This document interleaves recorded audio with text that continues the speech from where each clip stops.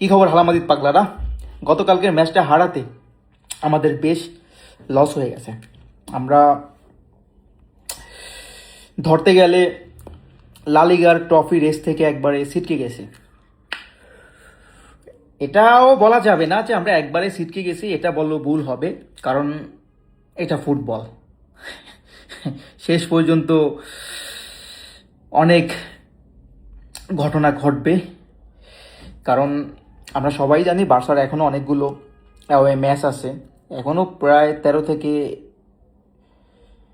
14টার মতো ম্যাচ প্রতিটা দলের হাতে আছে। সুতরাং এখানে এই ম্যাচগুলোর মধ্যে অনেক অঘটনা ঘটবে, স্বাভাবিক, ফুটবল যেহেতু ঘটবেই। রিয়াল মাদ্রিদ এমন আছে টানা 14টাই জিততে পারে, আবার বার্সা এমন আছে যে 14টার মধ্যে 5টা 6টা ম্যাচ লুজ করতেই পারে, এটা ফুটবল, ঠিক আছে। তো হাল ছাড়া যাবে না যে সত্যি বলতে যে আমরা লালিগা থেকে একবারে ছিটকে গেছি, এটাও না। আমাদের হচ্ছে কি, আমাদের সবথেকে উইক পয়েন্ট ছিল এটা যে আমরা হোমে ম্যাচগুলো লস করতেছি।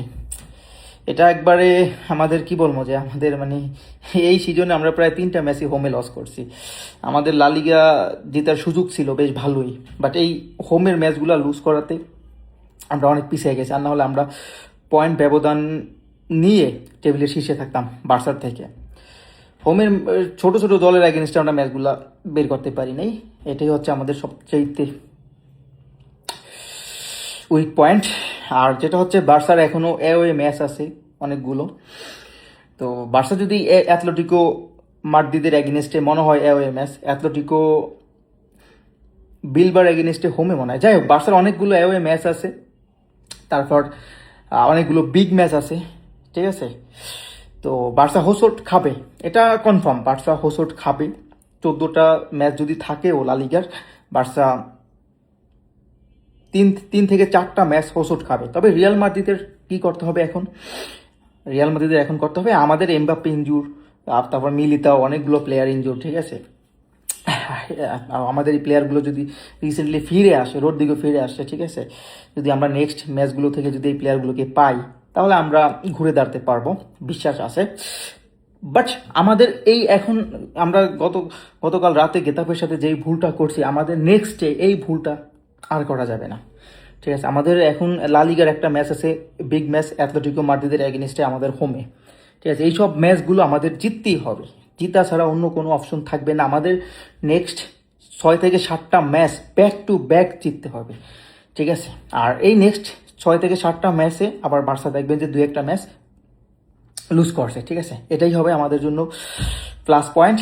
তো যাই হোক, এটা বলা যাবে না যে আমরা একবার লা লিগা থেকে ছিটকে গেছি, ঠিক আছে, কারণ এটা ফুটবল। আর যে কোনো স্পোর্টসই, ঠিক আছে, আপনার শেষ না হওয়া পর্যন্ত আপনি বলতে পারবেন না যে কি হতে যাচ্ছে, ঠিক আছে। অনেক অঘটনা ঘটে, ঠিক আছে, অনেক পচা শামুকে পা কাটে। রিয়াল মাদ্রিদের মতো দল যদি সান্তিয়াগো বার্নাব্যুতে যদি হোমে গেতাফের মতো দলের এগেনস্টে লস করতে পারে, তাহলে বার্সার তো অনেকগুলো অ্যাওয়ে ম্যাচ আছে, ঠিক আছে। তো বার্সা কেন পারবে না, ঠিক আছে। তো যাই হোক, এখন বার্সার অনেক প্রেশার আছে সামনে, বার্সার চ্যাম্পিয়ন্স লিগের ম্যাচ আছে, ঠিক আছে, তারপর লা লিগার ম্যাচ, ঠিক আছে। রিয়াল মাদ্রিদেরও প্রেশার থাকবে, আমাদের সামনে বিগ ম্যাচ ম্যান সিটির এগেনস্টে, ঠিক আছে, চ্যাম্পিয়ন্স লিগের, ঠিক আছে। তো এই প্রেশারগুলো ডোমিনেট করেই আমাদের সামনে আগাইতে হবে, ঠিক আছে। এই প্রেশারগুলো যারা ডোমিনেট করে মাঠে ভালো পারফরমেন্স করতে পারবে, ঠিক আছে, সামনে আগে যেতে পারবে, দিন শেষে তারাই ট্রফি জিতবে, ঠিক আছে। তো যাই হোক, শুভকামনা রইল প্রিয় দল আলা মাদ্রিদের জন্য। মাদ্রিদ মাদ্রিদ মাদ্রিদ, আলা মাদ্রিদ, আলা মাদ্রিদ, আলা Madrid, world best football club আলা মাদ্রিদ, ওকে।